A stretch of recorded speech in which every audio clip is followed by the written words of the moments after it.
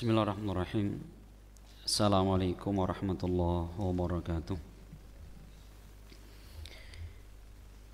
Alhamdulillah, wassalatu wassalam ala rasulillah wa ala alihi wa ashabihi wa man walah.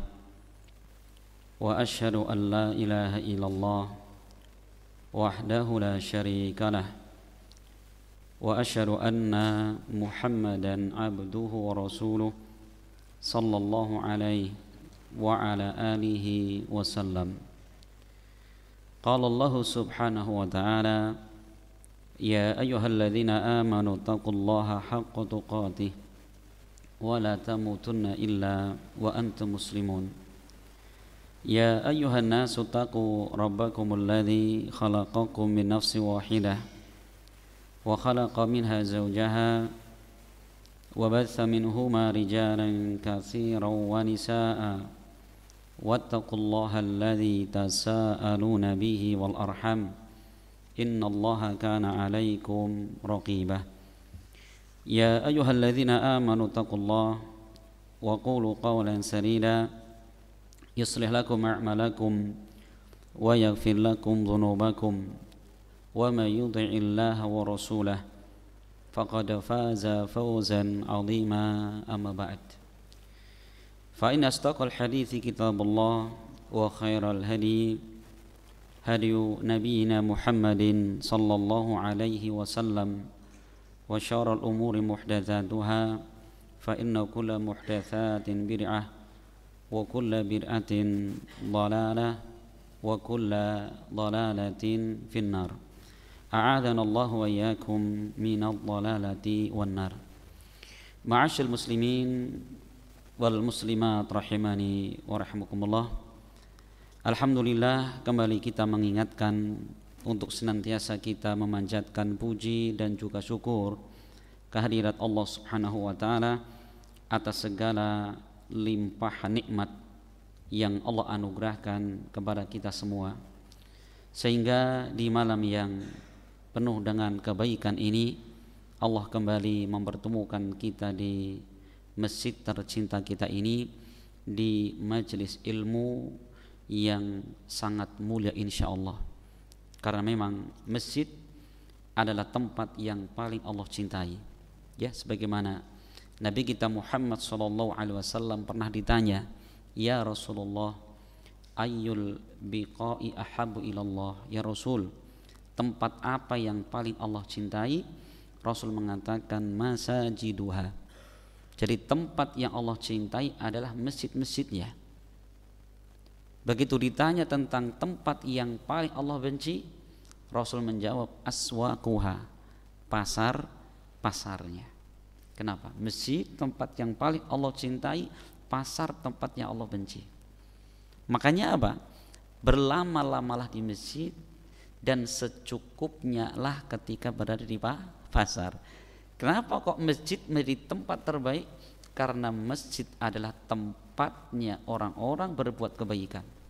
Sholat di masjid, mengumandangkan azan di masjid, membaca Al-Quran di masjid. Gitu ya. Sedangkan pasar kita tahu, penipuan banyak terjadi di pasar, sumpah palsu terjadi di pasar, dan lain sebagainya ya. Maka masya Allah, tempat semakin banyak dipakai untuk kebaikan, maka apa? Tempat itu semakin dicintai di sisi Allah Subhanahu wa taala. Ya. Pada apalagi duduknya kita ini di tempat yang paling Allah cintai sambil menunggu datangnya waktu sholat. Rasul pernah menyebutkan dalam hadis diriwayatkan Bukhari Muslim, wala yazalu fi salatin man tadhara shalah, dan seorang terus menerus dia mendapatkan pahala sholat selama dia sedang menunggu waktu sholat. Insyaallah duduknya kita setelah sholat maghrib nunggu isya datang, terus ditulis oleh Allah Subhanahu wa taala pahala sholat. Ya, ini termasuk pahala yang luar biasa. Ma'asyiral muslimin wal muslimat rahimani wa rahimakumullah. Insyaallah kita akan kembali melanjutkan pembahasan kita masih di dalam kitab Bulughul Maram, ya, yaitu penjelasan fikih di dalam agama, karya Al-Hafidz Ibnu Hajar Al-Asqalani Asy-Syafi'i rahimahullah. Dan kita sedang berada di pembahasan terakhir dari pembahasan fikih Islam, yaitu fikih tentang masalah al-jinayat wal aqdiyah, masalah kriminal dan masalah peradilan. Apa? Kriminal dan peradilan. Jadi Islam sebagai agama yang universal, menjelaskan semua perkara termasuk di dalam masalah peradilan. Ya. Sebagai gambaran sudah kita jelaskan pada pertemuan yang lalu tentang bagaimana peradilan di dalam Islam. Jadi qadha, ya, jamaahnya aqdiyah. Secara bahasa sudah kita jelaskan kemarin bahwa qadha maknanya adalah ihkamus syai' wal farahu minhu, yaitu menyempurnakan sesuatu dan selesai darinya, itu qadha namanya. Ya. Qadha itu adalah apa? Menyempurnakan sesuatu dan selesai darinya. Sebagaimana Allah menyebutkan ketika menciptakan langit, wa qadahunna, ya, dan Allah menyelesaikan penciptaan langit dan bumi. Bahasanya apa? Qadahunna, selesai dan sempurna. Adapun secara istilah para ulama, qadha adalah apa? Tabyinul hukmi syar'i wal ilzamu bihi wa faslul khusumat, yaitu penjelasan tentang hukum syar'i. Perhatikan, jadi yang menjadi patokan di dalam menetapkan peradilan dalam Islam adalah apa? Hukum syar'i. Apa itu? Al-Quran, hadis Nabi, atau ijma' para ulama, gitu ya. Jadi penjelasan hukum syar'i wal ilzamu bihi. Kemudian apa? Sifatnya adalah mewajibkan. Jadi seorang kalau sudah mengangkat masalahnya ke pengadilan dalam Islam, maka apa? Keputusan hakim itu adalah apa? Itu adalah sudah final. Sepakat tidak sepakat, kita harus menerima keputusan hakim itu, Pak. Konsekuensinya. Beda kalau kita mencari mufti, kita bertanya kepada seorang alim, Pak Ustadz, Pak Kiai, ya ulama, saya ada malah seperti ini, bagaimana? Nah, itu tidak mengikat, maka tidak boleh. Saya udah nanya Ustadz itu kok tentang utang piutang saya tidak dianggap utang sama jenengan misalkan. Apa hujahnya? Apa alasannya? Kata Ustadz A, enggak boleh. Kenapa? Ucapan Ustadz, fatwa Ustadz itu tidak apa? Tidak mengikat sifatnya. Tapi kalau sudah hakim, ya, itu mengikat. Sepakat tidak sepakat harus kita sepakati. Nah, kawan-kawan sekalian, kita sedang menjelaskan tentang adab-adab, ya, seorang yang menjadi hakim. Kemarin sudah jelaskan beberapa masalah. Kemudian Al-Hafidz Ibnu Hajar di sini beliau menyebutkan, yaitu apa? Tidak bolehnya seseorang dia apa? Dia meminta untuk menjadi hakim atau meminta untuk mendapatkan apa? Mendapatkan kedudukan jabatan. Dalam Islam tidak boleh, termasuk minta menjadi hakim. Dalilnya mana? Kita baca hadis ketiga. Wa anhu, dan dari beliau yaitu Abu Hurairah. Qala Rasulullah sallallahu alaihi wasallam, Rasul sallallahu alaihi wasallam beliau bersabda, innakum satahrisuna 'alal imarah wa satakunu nadamatan yaumal qiyamah fa ni'matil murdi'atu wa bi'satil fatimatu, rawahul Bukhari. Artinya, sesungguhnya kalian satahrisun, akan bersemangat, 'alal imarah, untuk mendapatkan jabatan umum, ya, termasuk di dalamnya sebagai seorang qadhi, sebagai seorang hakim. Ya, yang itu kata Nabi, fasatakunu nadamatan yaumal qiyamah, yang hal itu akan menjadi penyesalan kelak pada hari kiamat. Fa ni'matil murdi'atu wa bi'satil fatimatu. Ya, maka sebaik-baik sesuatu yang bisa menghilangkan kenikmatan, wa bi'satil fatimatu, dan seburuk-buruk orang yang apa? Orang yang memutuskan kenikmatan yang ada. Artinya Bapak sekalian bahwa kenikmatan seseorang ketika menjadi hakim, ya, ketika menjadi hakim itu sebentar sekali, Pak. Dibandingkan dengan apa? Dibandingkan dengan konsekuensi yang harus dia terima pada hari kiamat. Ustaz, apa semua hakim tercela? Kan gitu ya. Maka para ulama merinci, Pak. Seorang yang meminta mendapatkan jabatan sebagai hakim atau yang selainnya itu ada dua. Yang pertama adalah yang tercela, yaitu apa? Seorang memaksudkan meminta jabatan untuk apa?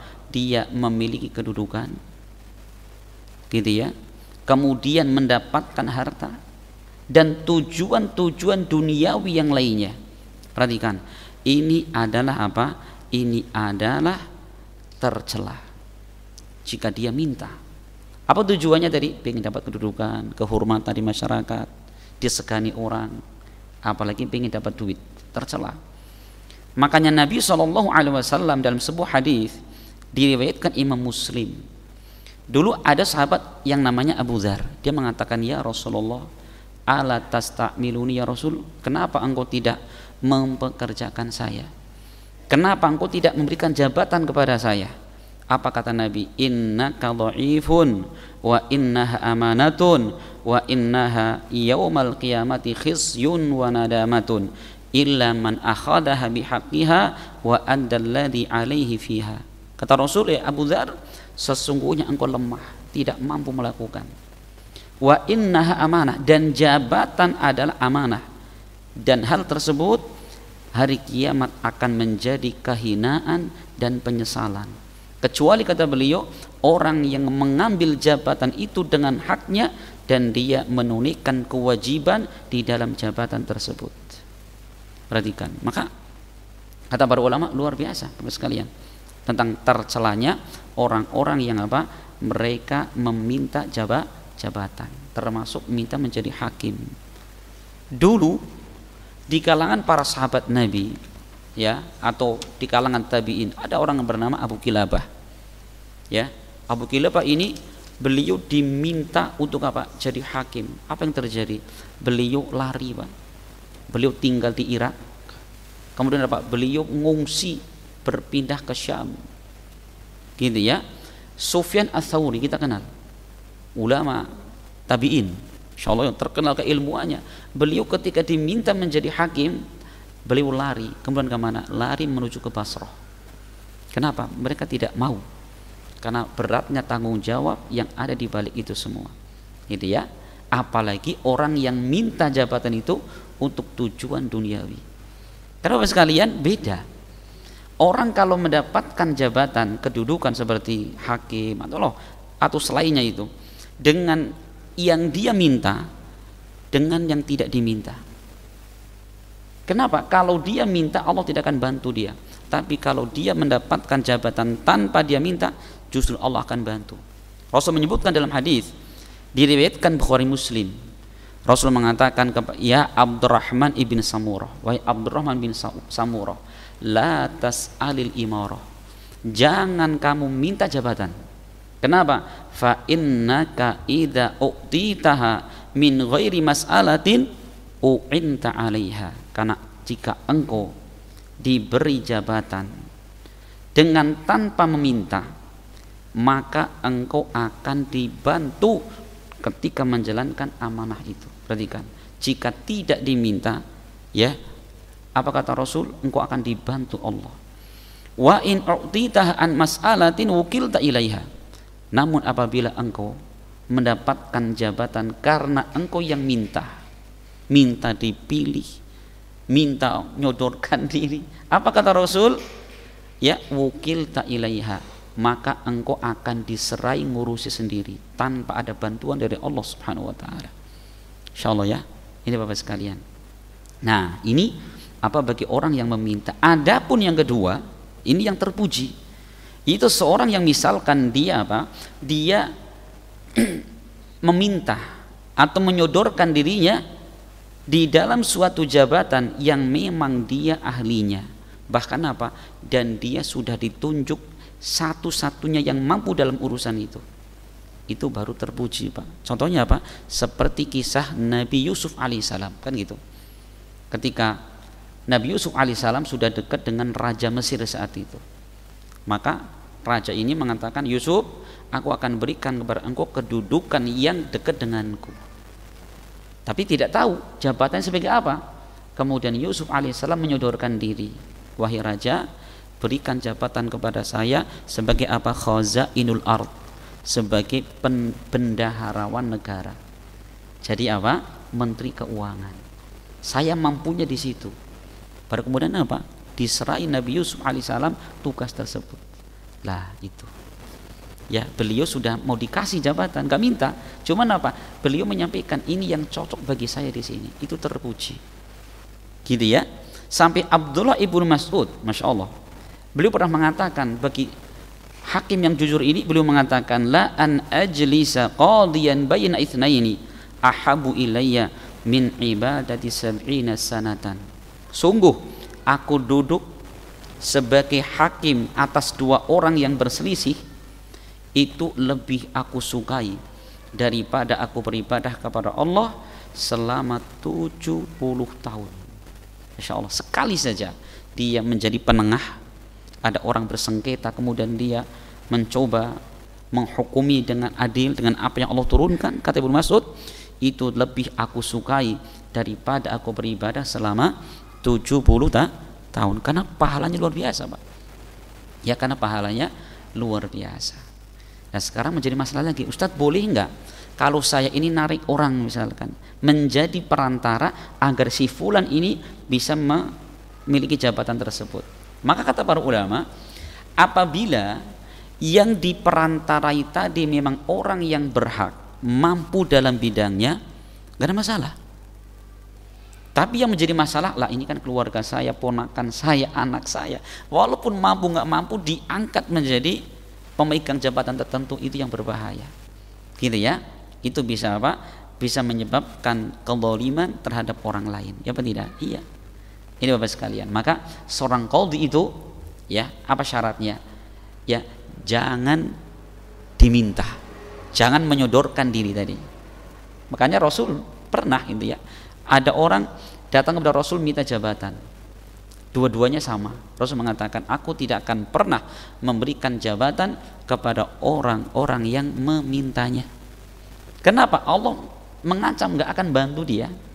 Tapi kalau diberi jabatan, kemudian dia pun merasa mampu diterima, masya Allah, maka Allah akan membantu ketika dia apa? Menjalankan tugasnya tersebut. Nas'alullah salamul afiyah. Ini sudah jarang sekali zaman kita ya. Iya, ini.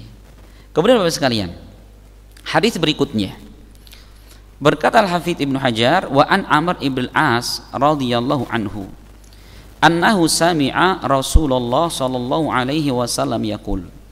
Dari Amr bin As bahwasanya beliau pernah mendengar Rasul sallallahu alaihi wasallam bersabda, idza hakamal hakimu fajtahada thumma asaba falahu ajran wa idza hakama fajtahada thumma akhta'a falahu ajrun, muttafaqun alaih.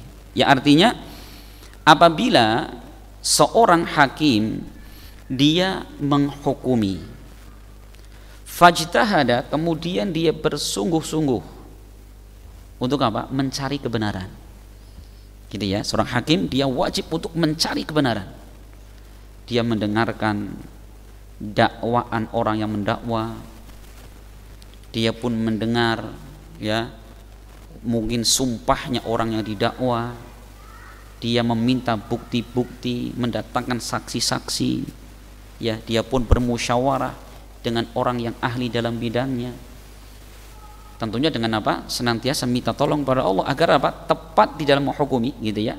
Apa kata Rasul? Jika dia lakukan seperti itu, summa asabah, kemudian di dalam ijtihadnya betul hasilnya, falahu ajron, dia mendapatkan 2 pahala. Pahala apa? Pahala bersungguh-sungguh ijtihad, dan yang kedua pahala menepati kebenaran. Ini. Wa idza hakama fajtahada tsumma akhta'a falahu ajrun, kata Nabi. Dan apabila dia berijtihad, ya, kemudian salah hasilnya, apa kata Rasul? Dia mendapatkan satu pahala. Masya Allah, mendapatkan satu pahala. Ini Bapak sekalian, ini pahala yang luar biasa. Bagi siapa? Bagi seorang hakim yang dia betul-betul berijtihad. Untuk apa? Untuk menetapkan hukum sesuai dengan apa? Sesuai dengan syariat. Ibaratnya benar salah dapat pahala. Benar salah dapat pahala. Masya Allah. Ya, jadi kalau betul tadi berapa pahalanya? 2, yaitu pahala dia berijtihad, dan yang kedua pahala mencocoki kebenaran. Kalau ternyata ijtihadnya salah, dia satu pahala, yaitu pahala ijtihad tadi, gitu ya. Nah, ini perhatikan Bapak sekalian, pahala seperti ini didapat bagi siapa? Seorang yang hakim dan dia memang ahlul ijtihad. Di awal hadis Rasul mengatakan qadhi itu ada 3, hakim ada 3, 2 di neraka, 1 di surga. Siapa yang di surga? Orang yang menghukumi dengan ilmu yang dia ketahui, kan itu. Ini ya, orang yang menghukumi dengan ilmu yang dia ketahui, ya, dan berhukum dengannya, dia di surga. Ada pun yang kedua, orang yang tahu kebenaran namun dia tidak tetapkan dengan kebenaran tadi, di neraka. Yang ketiga, orang yang dia menghukumi di atas kebodohan, bagaimana pun di neraka. Ini ya, maka pahala yang saya sebutkan tadi adalah apa? Bagi orang menjadi hakim yang dia betul-betul mujtahid, orang yang memang betul-betul ahlinya gitu. Ya, benar salah ibaratnya mendapatkan apa? Pahala. Berarti apa? Kebalikan hadis ini, apabila seorang qadhi yang dia tidak bersungguh-sungguh, ngasal dalam menghukumi orang, ngasal, nggak pernah kemudian serius mendengarkan apa pengaduan orang terdolimi, gitu ya. Pokoknya kan udah dapat amplop kuning sih tadi sih, ya sekedar formalitas sudah, ya udah tahu nih sidang pertama hasilnya ini, 2 ini, 3 ini, endingnya kamu yang menang, gitu ya. Subhanallah, orang seperti itu tidak mendapatkan pahala, benar salah berdosa. Alhamdulillah ya. Oh, kenapa? Seorang menjadi hakim, gitu ya. Orang menjadi hakim ini adalah apa? Harusnya menolong orang-orang terzalimi. Ya. Ya, mengembalikan hak orang terzalimi. Kan itu, bukan malah orang yang mendolimi dimenangkan urusannya. Kenapa? Bayarnya besar. Kadang-kadang gitu, Pak. Ada ya model-model manusia jahat seperti itu. Ya, jadi udah ngerti pokoknya. Mau sidang, mau pingin gimana? Kalau uang sekian sudah, sidang pertama hasilnya ini, 2 ini, 3 ini sudah. Coba kamu ngeluarin sekian ratus juta, nanti menang dapat sekian miliar, kan gitu. Ya juga ya, subhanallah. Iya. Kemudian Bapak sekalian, di antara adab yang berikutnya seorang hakim tidak boleh menghukumi dalam keadaan marah. Tidak boleh menghukumi dalam keadaan marah. Kita baca hadisnya. Wa an Abi Bakrah radhiyallahu anhu qala sami'tu Rasulullah sallallahu alaihi wasallam yaqul. Dari Abu Bakrah beliau mengatakan, aku pernah mendengar Rasul sallallahu alaihi wasallam bersabda, la yahkumu ahadun baina tsnaini wa huwa ghadban, muttafaqun alaih. Tidak boleh ya salah seorang dia menghukumi antara 2 orang dalam keadaan dia marah. Kenapa? Ya, orang kalau kondisi marah, ya, orang kalau kondisi marah, ya, bagaimana itu? Biasanya apa? Dia tidak bisa berlaku adil di situ. Mungkin dia yang benar dalam pihak ini, cuman apa? Dia sudah menyakiti hati hakim sehingga hakimnya marah. Udah, kamu tak kalahkan urusannya. Ya. Tetapi kata para ulama, marah seperti apa yang menjadikan ya itu tidak benar di dalam menentukan keputusan? Kata para ulama, yaitu marah yang banyak dan marah yang dahsyat. Adapun kalau marah yang kecil ya, yang masih bisa mengontrol seorang emosinya, itu masih diterima. Jelas. Sekarang pertanyaan Bapak sekalian, bagaimana, apakah keputusan hakim yang sedang marah itu menjadi keputusan final atau tidak? Ya, maka kata para ulama dilihat Pak, jika walaupun dalam kondisi marah ternyata benar apa yang diputusi terima, tapi kalau kemudian tidak benar wajib ditolak, gitu ya. Jadi ini apa namanya, tentang tidak boleh menetapkan hukum dalam keadaan marah. Ya karena jelas orang ketika marah itu bagaimana? Dia tidak akan fresh pikirannya, gitu ya, nggak fresh pikirannya. Wallahu a'lam bishawab. Kemudian Bapak sekalian, di antara adab seorang hakim yang berikutnya yaitu apa? Hendaknya seorang hakim dia mendengarkan dari kedua belah pihak. Diperhatikan, tidak boleh hanya mendengar dari satu pihak ules jenengan sing bener. Gitu ya. Coba kita lihat hadisnya. Wa an Ali radhiyallahu anhu qala Rasulullah sallallahu alaihi wasallam, dari Ali bin Abi Thalib, Rasul sallallahu alaihi wasallam beliau pernah bersabda, "Idza taqadha ilaika rajulan fala taqdi lil awwal hatta tasma' kalam al akhar." Kata Nabi, apabila dua orang meminta ditetapkan hukum kepadamu, ya perhatikan kata Rasul, fala taqdi lil awwal, maka jangan engkau memutuskan orang yang pertama, jangan dulu diputuskan, hatta tasma' kalam al akhar, hingga engkau mendengar ucapan orang yang lain. Satu sisi kan orang sengketa ada dua orang, A sama B, jangan dengarkan A saja tapi B juga didengarkan. Kata Nabi apa? Fasaufa tadri kaifa taqdi, sehingga kalau sudah seperti itu kamu akan mengetahui bagaimana engkau menetapkan hukum. Betul kan? Iya. Masya Allah. Qala Aliun, kemudian Ali mengatakan, famaziltu qadiyan ba'du, maka terus menerus saya menjadi qadi setelah kejadian itu. Rawahu Ahmad wa Abu Dawud. Ini Masya Allah Bapak sekalian. Ya, dalam hadis yang mulia ini menunjukkan apa faedahnya? Satu, wajib berlaku adil terhadap dua orang yang sedang terjadi apa? Perselisihan. Wajib adil, Pak. Jangan kemudian yang datang awal dia menangkan, yang datang belakangan dikalahkan. Jangan. Ini pun Bapak sekalian penting ya. Kita di rumah misalkan anak kita ngadu, Pak ini kakak nakal, gitu kan. Iya, mana kakakmu ini? Bawain sapu, tebak-tebuk pukulin. Kenapa saya dipukulin Pak? Kamu nakalin adiknya? Enggak, ternyata apa? Adiknya baperan. Itu kan. Iya, maka coba didudukan dulu kakaknya adiknya. Kenapa dek kamu nangis? Ini kakak saya mukul saya. Ditanya dulu kakaknya, betul kak? Enggak, saya enggak sengaja. Misalkan. Atau saya mukul apa? Kecoa kena adik, gitu kan? Masya Allah. Nah ini kata Rasul, jangan dulu kita tetapkan hukum sampai kita mendengarkan kedua belah pihak. Ya. Kemudian Bapak sekalian, dalam hadis ini pula terdapat larangan seorang qadhi untuk apa? Untuk memenangkan kepada orang yang mendakwah, orang yang ngaku-ngaku, hingga qadhi ini apa? Mendengarkan ucapan orang yang didakwah. Masya Allah ya. Ini Bapak sekalian, ini adab seorang hakim. Dia apa? Mendengarkan ya pihak-pihak yang terkait di situ. Jangan hanya mendengarkan dari satu pihak. Masya Allah. Ini penting sekali ya.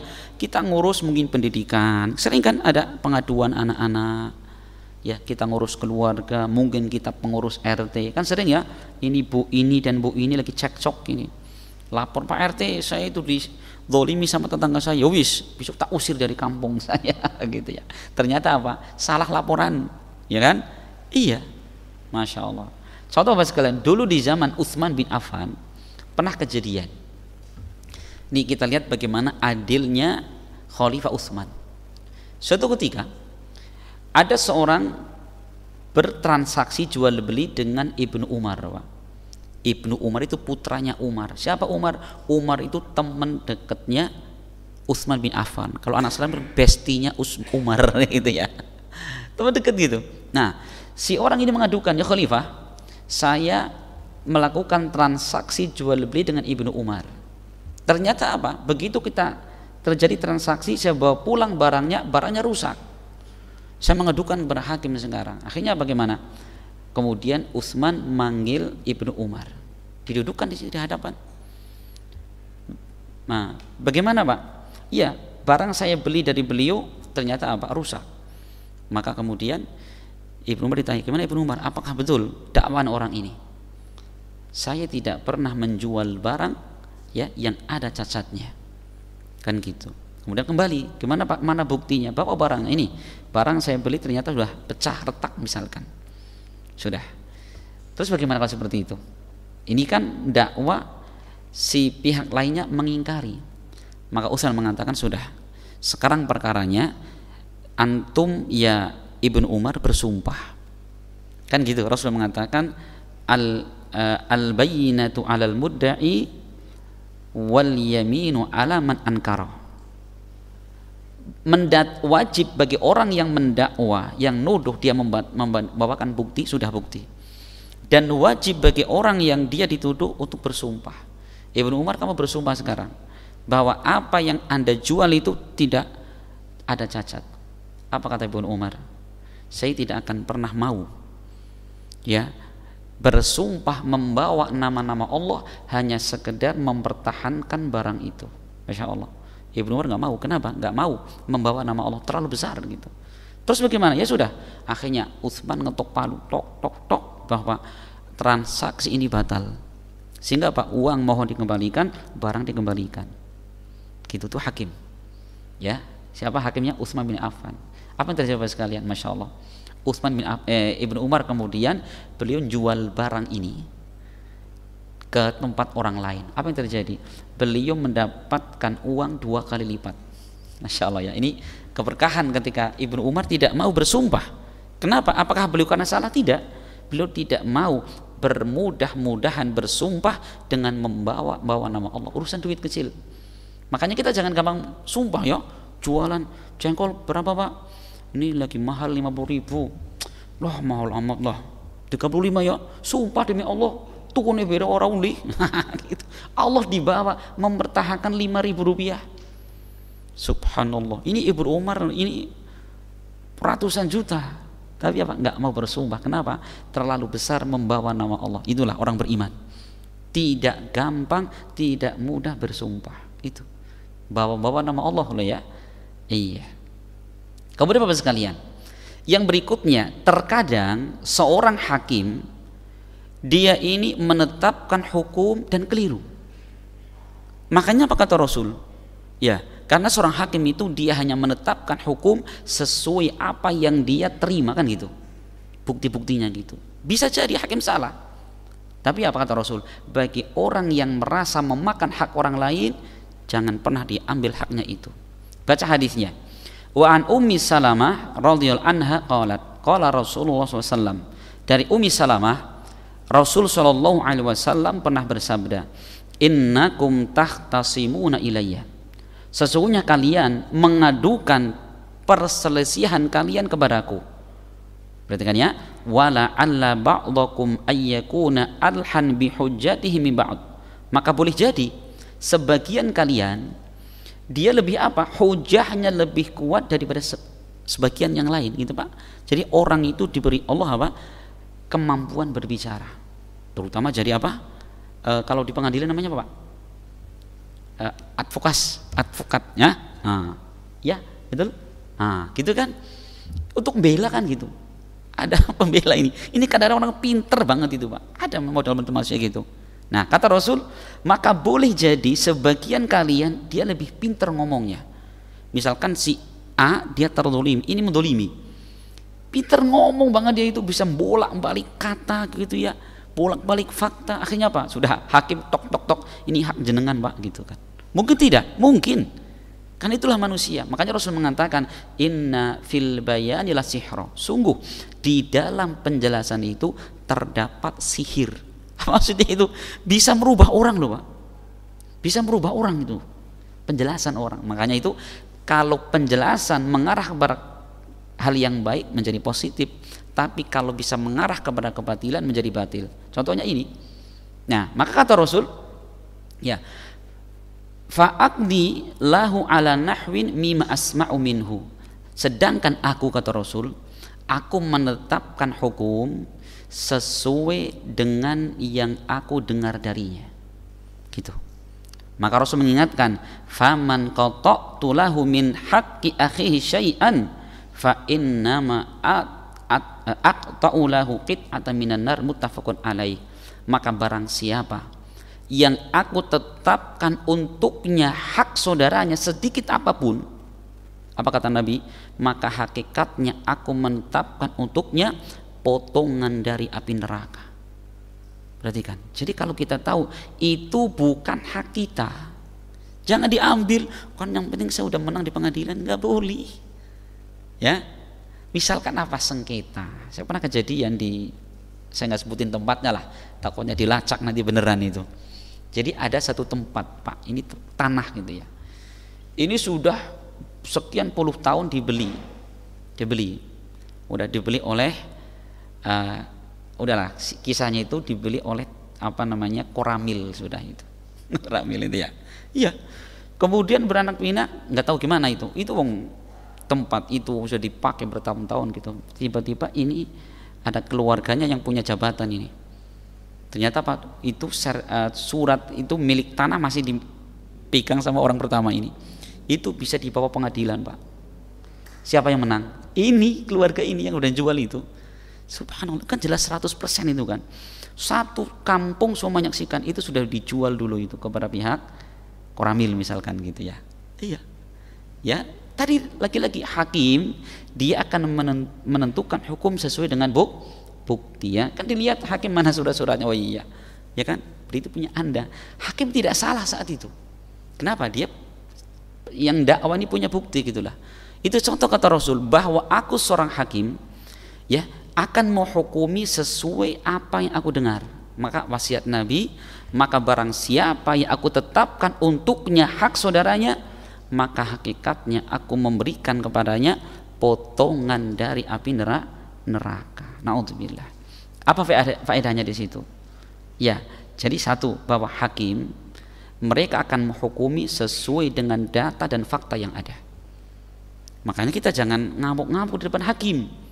Hakimnya dicaci maki, jangan hakim, kecuali kalau ya pokoknya gitulah ya. Kata udah hakim sudah. Ini yang pertama. Kemudian yang kedua, ini hadis ini menunjukkan bahwa Rasul Shallallahu Alaihi Wasallam itu bukan manusia maksum.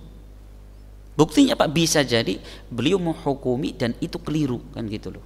Kenapa? Rasul menghukumi sesuai dengan yang dia dengar, sesuai dengan bukti-bukti yang ada. Maka tidak boleh kita berlebihan ghulu dengan Nabi SAW. Beliau tidak tahu perkara gaib, gitu ya. Rasul tidak tahu perkara yang gaib.